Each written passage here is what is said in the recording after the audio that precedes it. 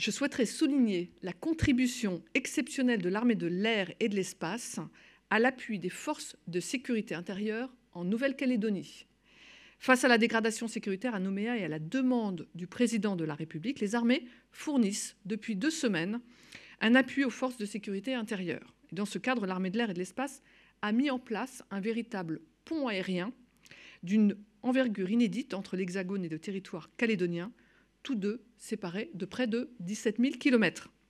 À ce jour, plus de 20 vols militaires intercontinentaux d'une durée minimale de 21 heures ont été réalisés pour apporter un soutien logistique et sanitaire. Cette manœuvre aérienne a permis d'acheminer des renforts de policiers, de gendarmes et de matériel depuis l'Hexagone. Pour entrer davantage dans le détail, je cède sans plus tarder la parole au général Thomas, commandant de la brigade aérienne des opérations. Général, c'est à vous. Je vous remercie, Madame la directrice. Effectivement, au titre de mes fonctions au sein du commandement de la défense aérienne et des opérations aériennes, je suis en charge de l'ensemble des opérations conventionnelles menées par l'armée de l'air et de l'espace sur les différents théâtres d'opération et autres missions qui nous sont confiées. C'est donc à ce titre que j'ai été en charge de la mise en place de ce pont aérien, comme vous l'avez souligné, entre l'Hexagone et la Nouvelle-Calédonie. Alors, ce pont aérien était une manœuvre logistique, mais au-delà d'être une manœuvre logistique, c'était vraiment une opération aérienne exceptionnelle à différents titres. Slide, s'il vous plaît. Exceptionnelle par sa réactivité. Il nous a fallu réagir dans l'urgence, sous très court préavis, pour être en mesure de déployer en Nouvelle-Calédonie, depuis le territoire métropolitain, les renforts des forces de sécurité intérieure. La crise a débuté le lundi 13 mai. Dès le mercredi, nous avons pu déployer des forces de sécurité intérieure avec un A330 MRTT qui a décollé de Istres pour rejoindre la Nouvelle-Calédonie en 21 heures. Donc une réactivité extrême qui a caractérisé ce pont aérien. Ce qu'il faut savoir, c'est que nous sommes habitués à déployer des aéronefs partout dans le monde.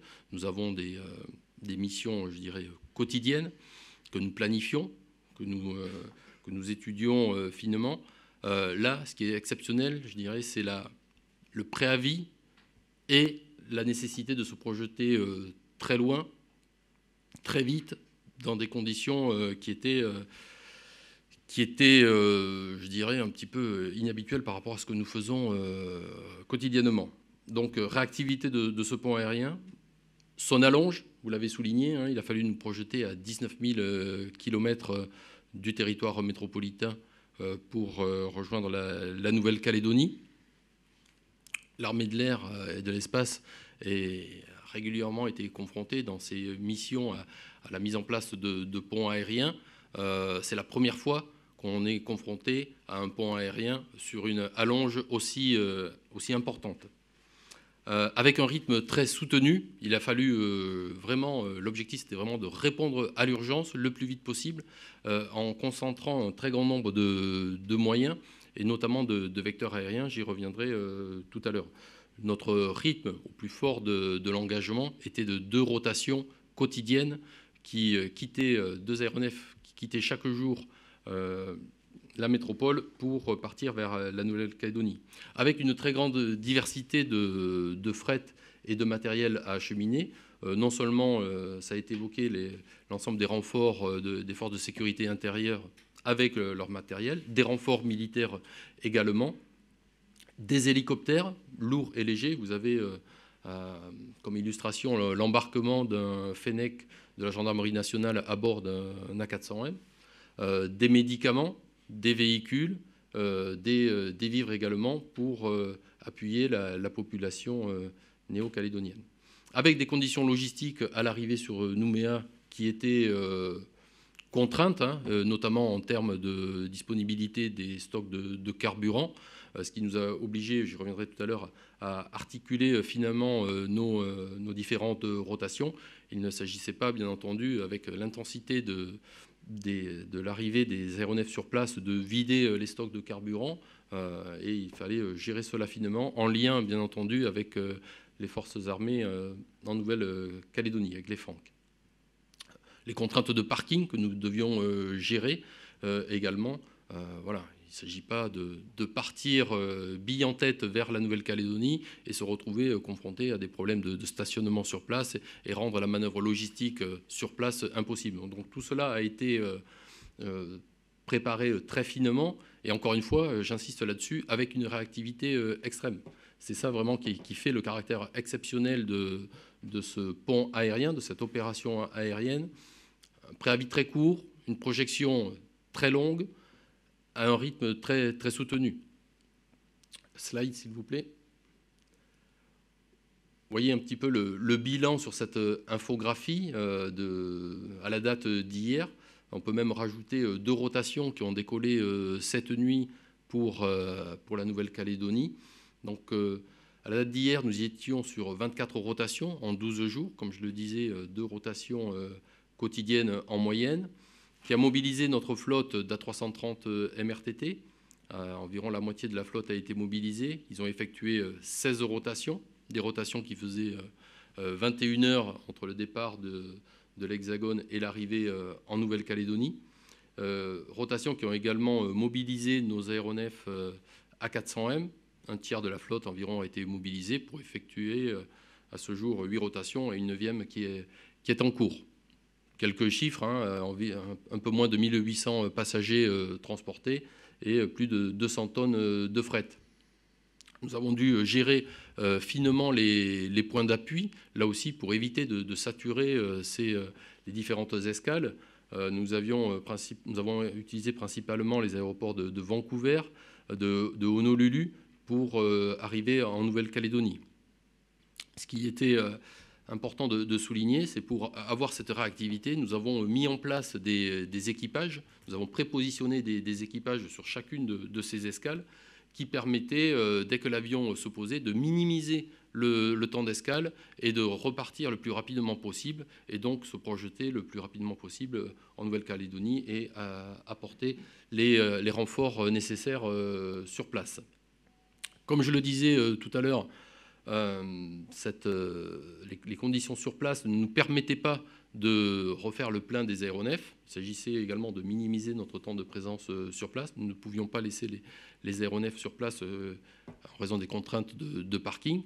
C'est pour ça que nous faisions ensuite, pour la boucle retour, une escale à Brisbane, en Australie, qui nous permettait, avec là aussi le prépositionnement d'équipage, de refueler les aéronefs et de repartir,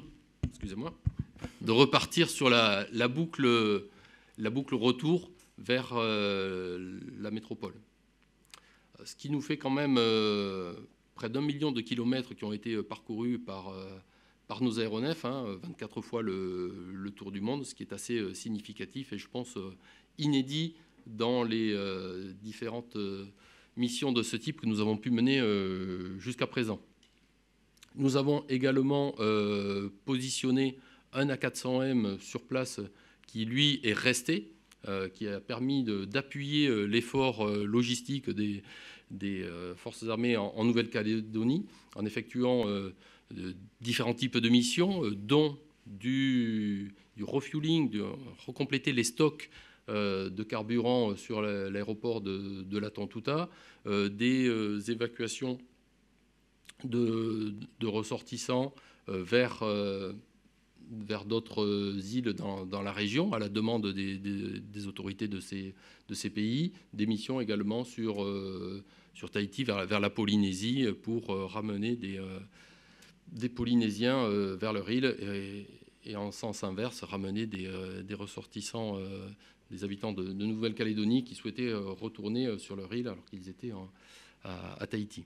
Un panel de ces missions. Donc nous avons un A400M là-bas déployé pour ces missions. Missions également qui ont été des missions qui ont été réalisées localement par les CASA prépositionnés sur place, puisque nous avons 2 CASA qui sont en permanence stationnés en Nouvelle-Calédonie. Slide suivante. Alors, quels sont les éléments qui ont permis, je dirais, de contribuer à la réussite de ce pont aérien, et en tout cas à permettre de répondre dans l'urgence aux besoins, sont tout d'abord, je dirais en premier lieu la mobilisation de nos bases aériennes. On a coutume de dire que les bases aériennes de l'armée de l'air et de l'espace sont notre outil de combat permanent. Elles l'ont encore illustré à travers cette séquence. En particulier la base aérienne 125 d'Istres.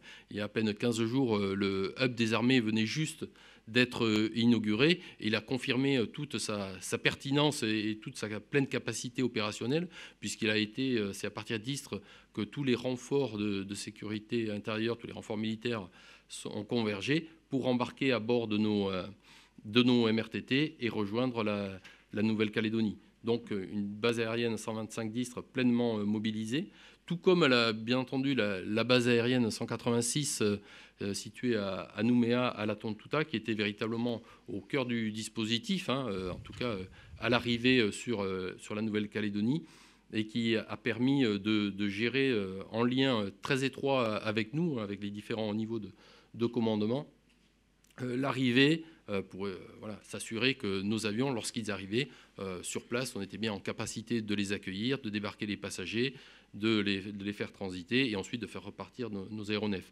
Donc une base aérienne 186 avec pleinement mobilisée dans cet effort. La base aérienne d'Orléans également, qui est la base mère de nos avions A400M Atlas.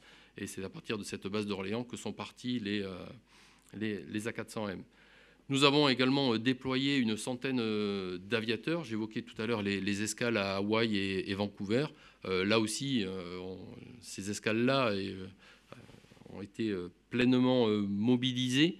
Nous avons pu bénéficier à Honolulu également de l'appui de nos partenaires américains qui nous ont accueillis sur leur parking militaire. Nous avons, pour les appuyer dans cette manœuvre, encore une fois inédite, avec un rythme très soutenu, nous avons déployé des aviateurs pour les assister. Autre facteur important de réussite, je crois que ce pont aérien, par son ampleur, n'aurait pas été possible sans les aéronefs que nous avons désormais en dotation au sein de l'armée de l'air et de l'espace. Et l'A400M Atlas et le MRTT, le Phoenix, sont de véritables game changers pour nous. Nous avons, dès le début de la crise, planifié l'envoi d'un hélicoptère en renfort. Il nous a fallu 40 heures, une quarantaine d'heures entre le décollage du territoire métropolitain et l'arrivée en Nouvelle-Calédonie. Hélicoptère Puma qui a été chargé à bord d'un A400M Atlas. Donc en une quarantaine d'heures, il est arrivé en Nouvelle-Calédonie, là où un Transal, la génération précédente, aurait mis 2 semaines. Donc on mesure l'écart qui sépare ces générations d'aviateurs. Et de la même manière, la 330 MRTT, en 21 heures, on était capable de projeter nos renforts sur place. Donc ce sont des aéronefs qui sont véritablement des game changers, qui changent véritablement la donne pour nous, qui raccourcissent les distances et qui nous rapprochent de nos territoires les plus éloignés. Et ça a été vraiment fondamental dans cette mission. Aéronefs, oui, mais aussi les équipages qui étaient mobilisés. J'ai évoqué la mise en place des équipages sur différentes escales. Là aussi, il y a une mobilisation, une implication sans précédent de nos équipages pour permettre d'être au rendez-vous. Je parlais tout à l'heure des hélicoptères. Nous avons acheminé 4 hélicoptères sur place, soit un hélicoptère de l'armée de terre, de l'armée de l'air et de l'espace, et également des hélicoptères de la gendarmerie nationale. Suivant. Nous avons pu compter aussi sur la permanence de nos centres de commandement. Les opérations aériennes, elles étaient commandées par le commandant de la défense aérienne et des opérations aériennes, le général Rateau, sous l'autorité bien entendu du chef d'état-major des armées et de son centre d'opération stratégique, le CPCO, Centre de planification et de conduite des opérations. Au niveau de l'armée de l'air, nous avons pu nous appuyer sur nos structures permanentes situées à Lyon, sur la base aérienne de Montverdun, mais également sur le commandement européen du transport aérien, le ATC, qui est situé à Eindhoven et qui permet de mutualiser les moyens de nombreuses nations européennes et je dirais, d'optimiser l'utilisation de ces aéronefs. Donc la permanence des structures de commandement a joué un rôle clé dans la réactivité et dans notre capacité à nous projeter. Enfin, dernier facteur qui a permis cette réussite dans les délais, c'est aussi notre expérience, l'expérience des armées françaises dans la zone Pacifique, expérience qui est acquise à travers des déploiements réguliers. S'agissant de l'armée de l'air et de l'espace, je citerai les déploiements Pégase que nous effectuons régulièrement chaque année dans la région et qui nous permettent de connaître les points d'appui. Vancouver, Honolulu, ce sont des points d'appui que nous avions l'habitude de pratiquer. L'Australie également, Brisbane. Nous n'avons pas tout découvert. Alors certes, nous les pratiquions avec une intensité un petit peu moindre en termes d'activité, mais voilà, nous les connaissions et nous avions cette présence dans le Pacifique. Elle nous a permis également de tisser des liens avec de nombreux partenaires. J'évoquais tout à l'heure notre partenaire américain. Voilà, tous ces liens nous ont permis de rendre finalement cette manœuvre très fluide et de pouvoir discuter des problématiques, parce qu'il y a toujours des problématiques techniques. Hein, il y a toujours, rien ne se passe jamais comme la planification l'a envisagé. Hein, il y a toujours des points en conduite à régler qui peuvent parfois être dimensionnants. Mais tout ça s'est passé, je dirais, d'une manière très fluide, avec une très grande réactivité encore une fois. Et je pense que voilà, les armées françaises ont montré qu'elles étaient en mesure de répondre à une urgence inédite et avec une très grande réactivité.